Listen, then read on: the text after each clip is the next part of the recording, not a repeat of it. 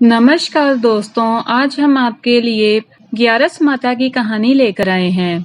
कहानी शुरू करने से पहले आप इस चैनल के साथ बने रहने के लिए चैनल को सब्सक्राइब करें और साथ ही में बनी घंटी को भी दबाएं ताकि हम जो भी नई वीडियो आपके लिए लेकर आएं उसकी जानकारी आपको मिलती रहे। चलिए ग्यारस माता की कहानी शुरू करते हैं। एक राज्य में एक राजा था। उसकी दो रानियां थीं। बड़ी वाली रानी बहुत ज्यादा चतुर और चालाक थी। छोटी वाली रानी भोली भाली थी। छोटी वाली रानी के दो लड़का और लड़की थे और बड़ी वाली रानी के एक लड़का लड़की थे। बड़ी वाली रानी की बेटी नेत्रहीन थी। छोटी वाली रानी के लड़का लड़की बहुत सुंदर थे। बड़ी वाली रानी उससे बहुत ईर्ष्या करती थी। गायों भैंसों का गोबर उठवाती और खेतों में काम करवाती। एक बार ग्यारस माता का व्रत था। उसने उसे कुछ भी खाने के लिए नहीं दिया और उसे भूखे रहना पड़ा। जब वह खेती का काम कर कर घर पे आई तो उसे कुछ भी खाने को नहीं मिला। ग्यारस माता का व्रत और पूजा पाठ कर कर जब वह कुछ सिगार के लिए बड़ी रानी के पास गई तो बड़ी रानी ने उसे बहुत मारा पीटा और उसे बाहर निकाल दिया। तो वह बाहर आकर ग्यारस माता से हाथ जोड़कर प्रार्थना करने लगी, हे ग्यारस माता, ये मेरे साथ अन्याय किया है, तू इसे जरूर देखना। तब वह ग्यारस माता का व्रत ऐसे ही पारण कर कर उठ गई। ऐसे करते करते थोड़े दिन बीत गए और वह मर गई। उसने दोनों बच्चे बच्ची ग्यारस माता को सौंप दिए। प्राण त्यागने के बाद जो बच्चे उसने ग्यारस माता के भरोसे छोड़े थे, उनको जेठानी बहुत मारती थी और अत्याचार करती थी। वह उनको आटे में गोबर की गोलियां मिलाकर खाने के लिए दे देती और खेतों में बहुत काम भी करवाती और गैया चराने को कह देती। बेटी खेतों में काम करती और बेटा उसका गैया चराता। वह ऊपर से आटा तो खा लेते, जो बीच में गोबर की गोलियां होती उसका एक तरफ ढेर लगा देते।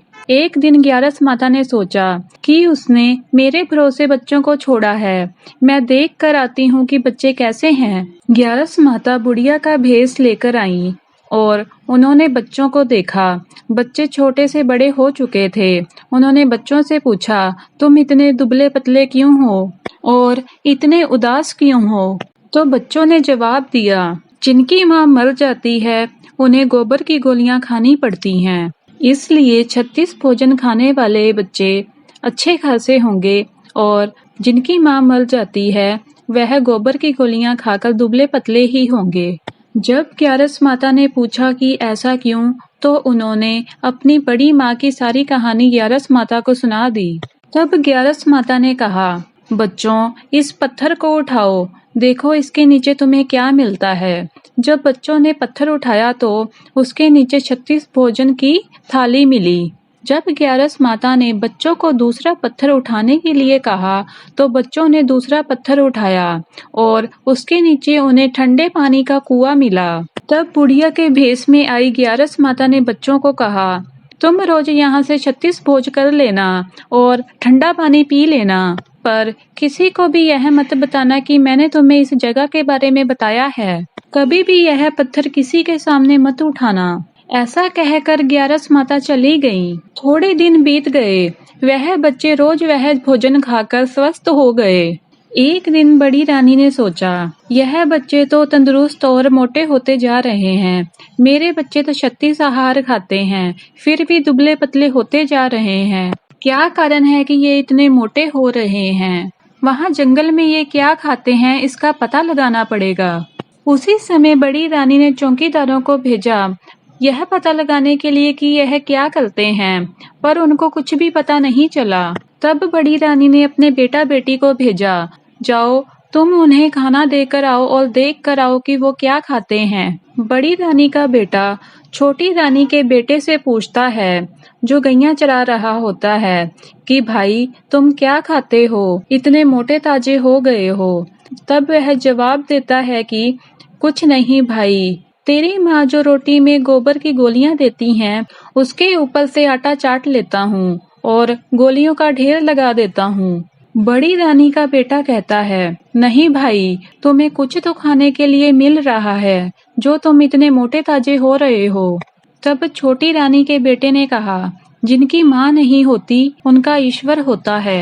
वह भोला भला था। उसने उनको सब कुछ बता दिया कि एक बुढ़िया माई आई थी और उसने हमें यह सब भोजन व्यवस्था दी है।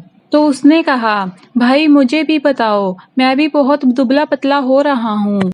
उसने पहला पत्थर उठाया तो उसे 32 आहार मिले। दूसरा पत्थर उठाया तो उसे ठंडे पानी का कुआं मिला।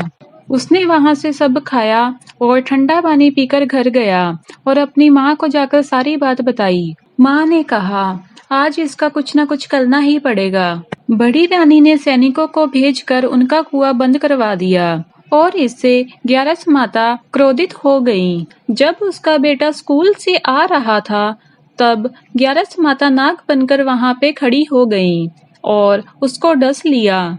जब बड़ी रानी को यह सूचना मिली तो वह भागती हुई अपने बेटे के पास गई और उसको गोद में उठाकर कहने लगी, हे भगवान, मुझे किस पाप की सजा मिली है।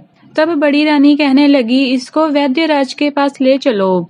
जब वह वैद्यराज के पास पहुंची, तब वहां ग्यारस माता वैद्यराज बनकर बैठी हुई थी। रानी रोती हुई वैद्यराज से कहने लगी, वैद्यराज, मेरे बेटे को बचा लीजिए, इसको किसी जहरीले नाग ने डस लिया है।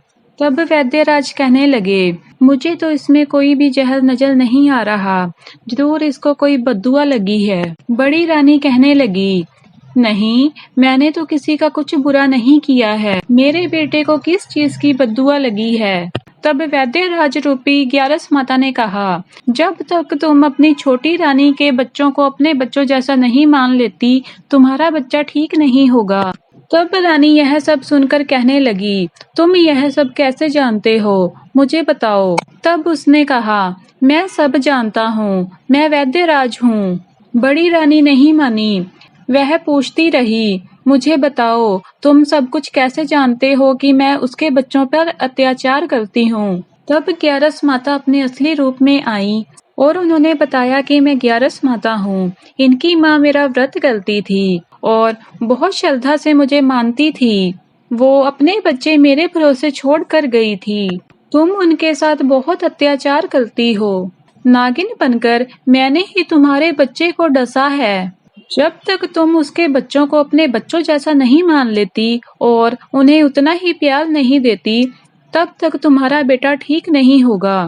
तब बड़ी रानी माता के पैरों में पड़कर हाथ जोड़कर कहने लगी, आज से मैं चारों बच्चों को एक जैसा ही मानूंगी और उनको भी उतना ही प्यार दूंगी जितना मेरे बच्चों को देती हूँ। हे ग्यारस माता, मेरे बेटे को ठीक कर दो, मैं ऐसा कभी नहीं करूंगी। तब वह उसके बच्चों को अपने साथ लेकर गई और उनको उतना ही प्यार करने लगी, नए वस्त्र पहनाने लगी। तब वह हंसी खुशी रहने लगे, चारों बच्चों को बराबर का हक दिया। उसके बाद उसका बेटा स्वस्थ हो गया। जो उसकी बेटी नेत्रहीन थी, वो भी ठीक हो गई। बोलिए ग्यारस माता की जय। दोस्तों, ग्यारस माता की यह कथा आपको अच्छी लगी हो तो वीडियो को लाइक करें। चैनल के साथ बने रहने के लिए चैनल को सब्सक्राइब करें और साथ ही में बनी घंटी को भी दबाएं ताकि हम जो भी नई वीडियो आपके लिए लेकर आए उसकी जानकारी आपको मिलती रहे। कमेंट बॉक्स में जय ग्यारस माता जरूर लिखें।